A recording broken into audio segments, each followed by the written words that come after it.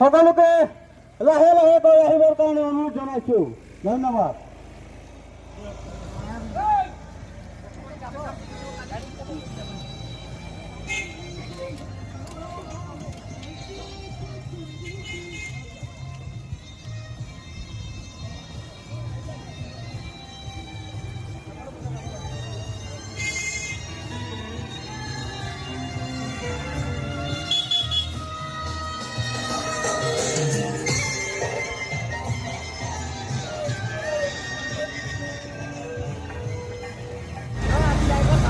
আমি পোনপ্ৰথমে জুবিন দাক শ্ৰদ্ধা জনাইছোঁ।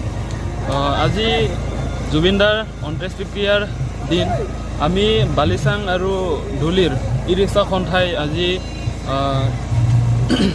এটি ৰেলী পাতিছে। সেই ৰেলীত আমি শান্তিপূৰ্ণভাৱে আগুৱাই যাম আৰু আমাৰ লগত বহুত টমটম চালকে আমাৰ সহায় সহযোগ আগবঢ়াইছে। গতিকে আমি এটাই আজি কৰিছোঁ যে জুবিন দাক মৰম শ্ৰদ্ধাৰ ভক্তিৰ কাৰণে আমি এই ৰেলীটো চলাইছোঁ। আমি বিশেষ একো নকওঁ এতিয়া। আমি যিহেতু দুখিত, তেখেত আমাৰ মাজৰ পৰা হেৰাই গৈছে। আমি জুবিন দাক শ্ৰদ্ধা কৰিছোঁ। জুবিন দাক আমি অসমৰ গৌৰৱ হিচাপে আমি এৰিব নোৱাৰোঁ। আমি জুবিন দাৰ হৈ পেলাই আজি আমি 4-5 দিন আমি তেওঁৰ হৈ পেলাই আমি আজি কন্দা-কটা কৰি আছোঁ।